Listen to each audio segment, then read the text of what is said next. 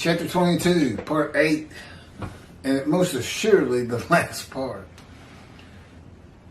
Picking back up on Jesus changing the prophecy. That's by his very lips. He's the one. Luke says, he says this to them. Now, he didn't write the Gospels. You know, we don't even get the first Gospel of Mark, until 40 years after his death. And it's filled with quotes and sermons, Sermon on the Mount, different events. 40 years after his death.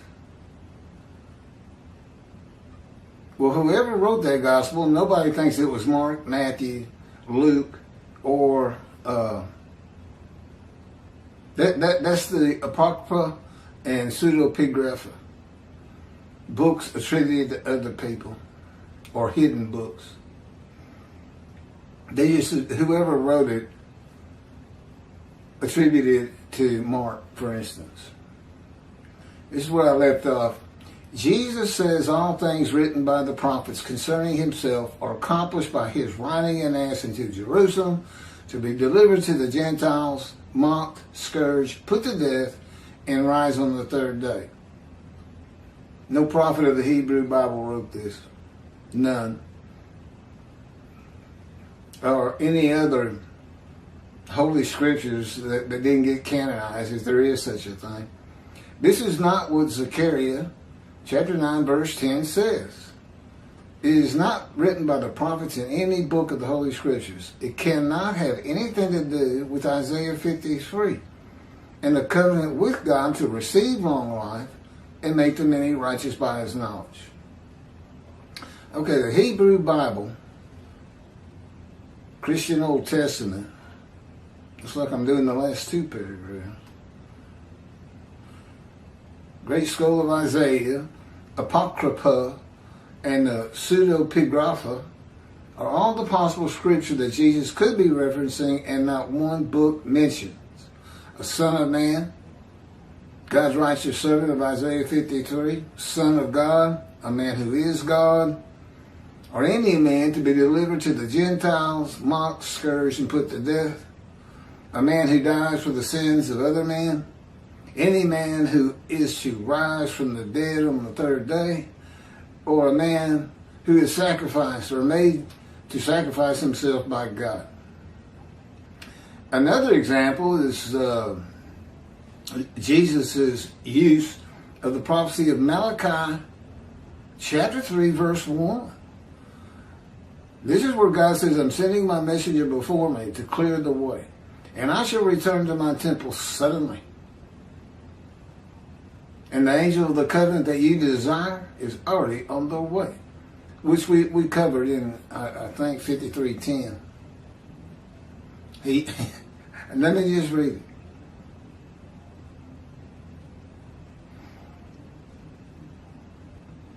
Okay, it's his use of Malachi 3:1 to describe his cousin John the Baptist as being Elijah, who historically and by the scripture could not be him.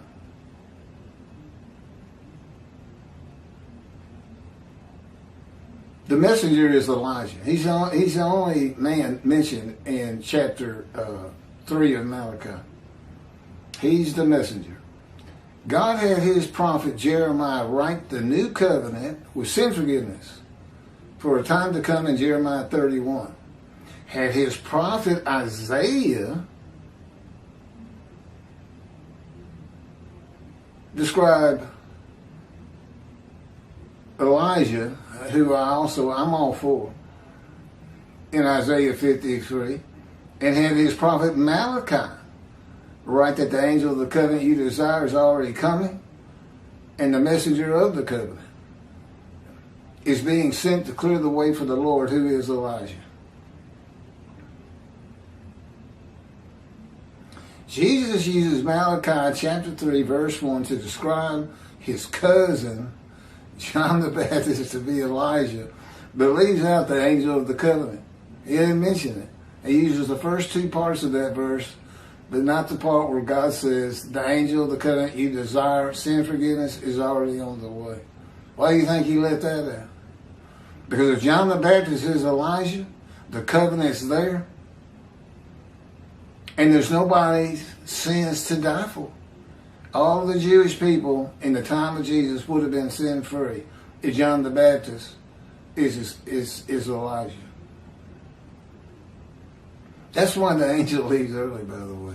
It was for me too.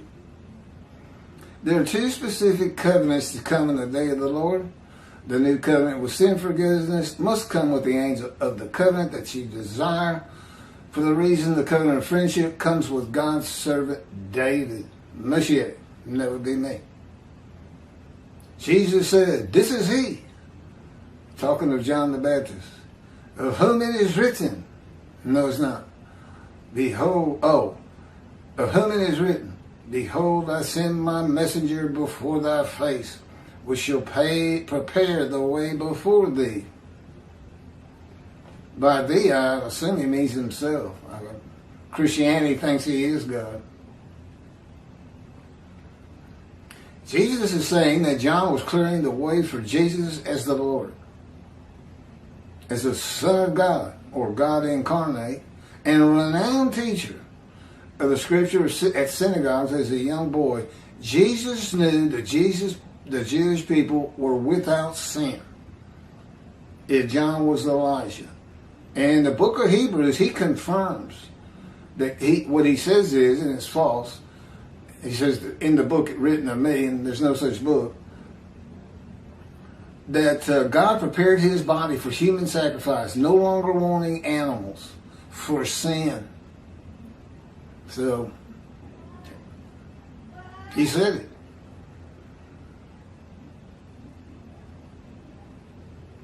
Jesus knew the Jewish people without sin if John was Elijah. That is why he did not mention the angel of the covenant. More deceit. He cannot die for the sins of the Jewish people if they are sin-free. God forgives by his written word. He did it for the exiles, 13 tribes. And now he's doing it for the Roman dispersal, the diaspora.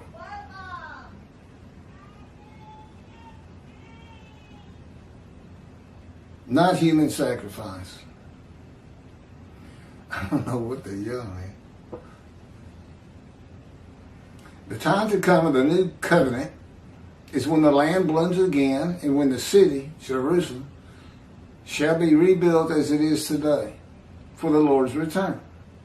A time to come when the Jewish people are never uprooted and overthrown again. There's a caveat to that.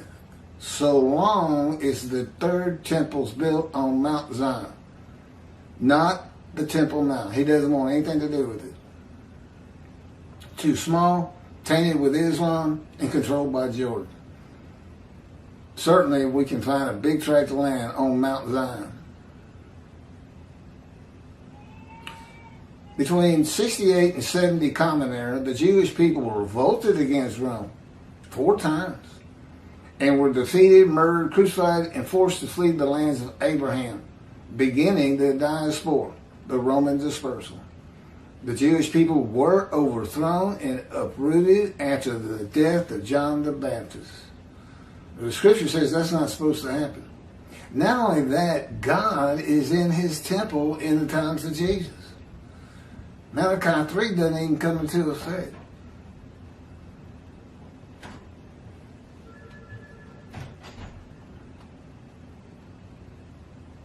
C, last paragraph. The time is coming, declares the Lord, when the city shall be rebuilt for the Lord from the tower of Hanel to the corner gate, and the measuring line shall go straight out to the Gareb hill, and then turn toward Goa, and the entire valley of the corpses and ashes, and all the fields as far as the Wadi Kidron. And the corner of the horse gate on the east shall be holy to the Lord. They shall never again be uprooted or overthrown. Jeremiah 31, verses 38 through 40. Guy was the title lawyer. This is the kind of description. You just do this. Oh, my. You can actually find most of these places, but the fact is, Jerusalem is so much larger today than it was in antiquity. According to God himself, And if it had to be rebuilt, that must be true. That it encompasses all these landmarkers. Okay, then comes chapter 23, which I've already done. They're very good. This is on Tovia Singer and Outreach Judaism. 24 is on Jews for Judaism, and their commentary that Isaiah 53 is Israel. All the people of Israel gathered as one name. And Tovia does the same thing, but they have different commentary to support that. And the support is so weak.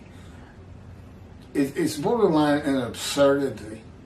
I really question if they believe it and why they did it. Maybe as anti-missionaries, they thought it's a better way to fight the Christians, saying it was Jesus.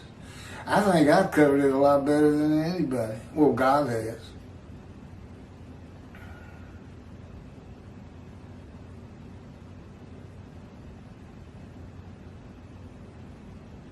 So anyway, we're going to be moving to chapter 25. I'm trying to get, it helps me if at the end of the video, and that's it for 22, I give the title for the next chapter. I tend to forget.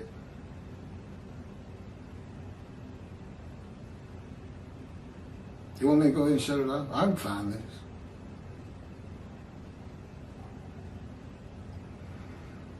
I'm scrolling through chapter 24. But that's basically it. If you're not interested in the name of chapter 25 chapter 25, then go ahead and turn the video on. If you're still here, a lot of people don't stay long. I think mostly those are Christians. I've had Christians follow me. I'm like, so have y'all actually read anything I say about Christianity? It's the resurrection of the dead. Another false teaching. It's got to be straightened up. Thank you for watching. Tell all your friends. Tell your rabbis. They're dismissed.